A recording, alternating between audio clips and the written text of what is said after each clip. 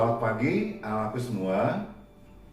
Pagi ini kita akan meneruskan topik kita di UKBM 1. Pada pertemuan yang lalu, kita sudah mempelajari tentang satu introduction, yaitu how to introduce yourself, bagaimana cara perkenalkan diri kalian, and how to introduce others, dan bagaimana cara perkenalkan yang lain.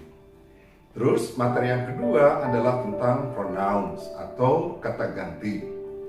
You have learned anything about pronouns, the kinds of pronouns, and how to use pronouns both in sentences or in written English or in spoken English. Kalian juga sudah mempelajari tentang pronoun. Masih ingat apa pronoun itu? Ya, kata ganti. Dan kalian sudah mempelajari bagaimana cara menggunakan kata ganti baik dalam struktur kalimat maupun dalam percakapan. Dan materi yang ketiga masih di UKBM 1 adalah tentang how to make question. Bagaimana cara membuat pertanyaan.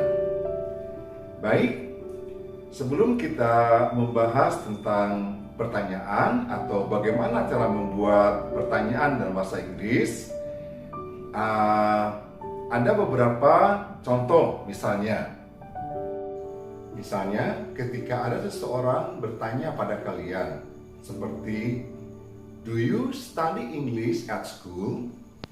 Jawabannya apa? Yes, I do, atau no, I don't. Yang kedua, ketika seseorang bertanya pada kalian, misalnya, does your father work at a bank? Apa jawabannya? Ya, jawabannya yes he does atau no he doesn't. Nah, pertanyaan dengan jawaban yes atau no kita sebut dengan yes no question. Baik, jadi bagaimana kita menggunakan yes no question itu? Atau kapan kita menggunakan yes no question? Ya, yes no question itu pertanyaan yang bisa kita gunakan ketika kita ingin mengkonfirmasi, meyakinkan sesuatu yang kita sendiri belum yakin. Right? So remember, keep it in your mind. Yes no question is used when we want to confirm or make sure something that we are not sure about. Right? Oke, kita teruskan. Tadi ada dua kalimat yang Bapak contohkan. Yang pertama adalah, do you study English at school? Dan yang kedua adalah, does your father work at a bank? Apa bedanya? Ya, yang pertama kita menggunakan auxiliary do, dan yang kedua kita menggunakan auxiliary does. Bagaimana menggunakannya? Oke, kita lihat sekarang. Auxiliary do itu digunakan untuk kata ganti orang pertama tunggal, kata ganti orang kedua tunggal, kata ganti orang pertama jamak, dan kata ganti orang kedua jamak. Seperti apa? Seperti subjek I, you, we, dan they. Bagaimana dengan does? Nah, does digunakan untuk kata ganti orang ketiga tunggal. Misalnya apa? She dan he. Bagaimana dengan bukan orang atau benda bukan orang? Nah, benda bukan orang menggunakan does. Jelas? Baik, sekarang kita review lagi. Ketika kita mengatakan I study English at school, bentuk pertanyaannya menjadi, do you study English at school? Ya, of course, the answer is yes, I do, or no, I don't. Dan ketika kalimatnya adalah, my father works at a bank, the question is, does your father work at a bank? And the answer is yes, he does, or no, he doesn't.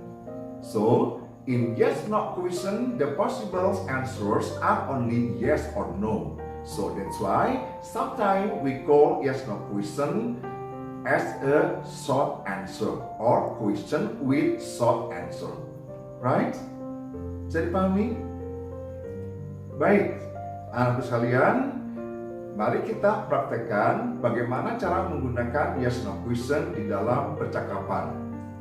Dan Bapak sudah menyiapkan satu game yang kita sebut dengan do survey. So, what should you do with do survey? Listen to me carefully and follow the instruction.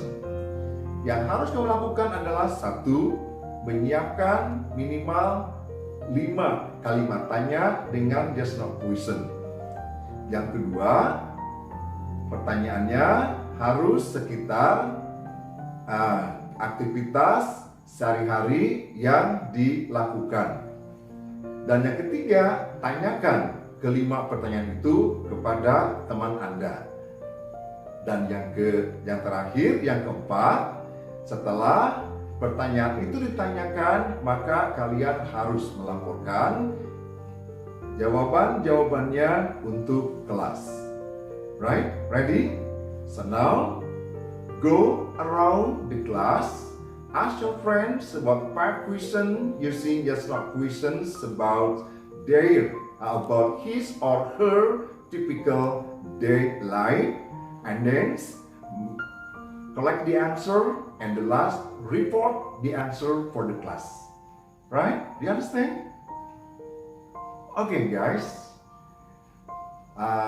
That's all for this time. Thank you very much for your kind attention. See you next and have a nice day. Wassalamualaikum warahmatullahi wabarakatuh.